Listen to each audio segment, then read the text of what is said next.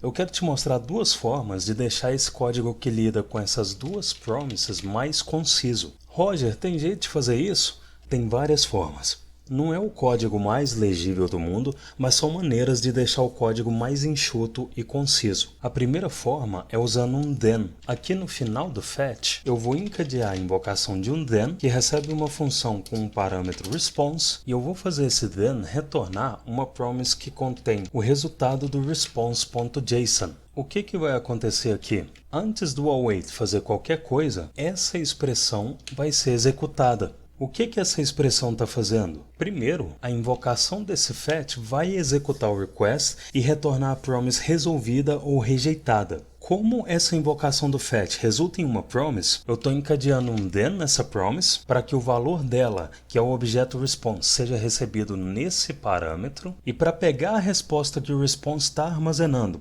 parsear essa resposta e retornar ela, eu estou retornando o resultado da invocação do response.json. Só que o retorno de toda função de callback de um then é uma promise. Ou seja, essa invocação do then retorna uma promise que contém a resposta do objeto response parseada. Toda essa expressão resulta nessa promise que o then retornou, e como antes dessa promise eu tenho esse await que estava esperando a promise para desencapsular o valor dela, toda essa expressão resulta no valor da promise, que é o array de objetos. Então eu posso renomear essa const para users, e ao invés de retornar essa expressão, agora eu posso retornar a users. Lembrando que uma função async sempre retorna uma promise que contém o valor que o return está retornando. Por isso que aqui na invocação da getUsers eu inseri o await na frente. Se eu salvar, eu vejo no console o array de usuários. Observa que para deixar essa função mais concisa, eu posso remover essa const users e só fazer um return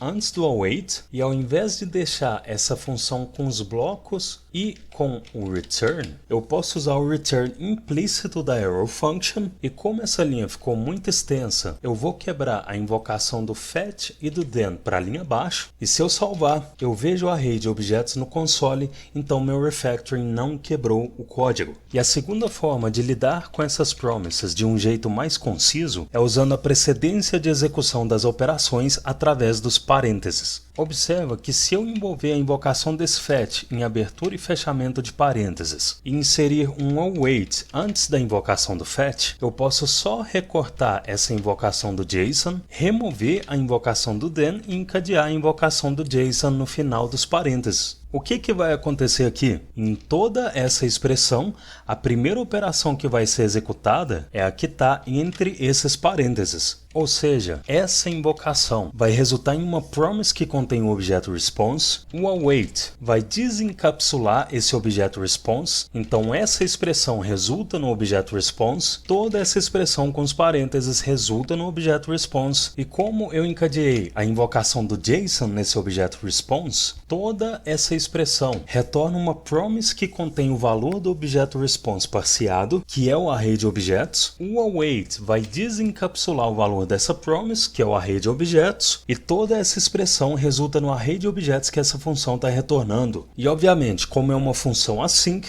ela está retornando uma promise com esse array de objetos. Se eu salvar, eu vejo o array de objetos no console.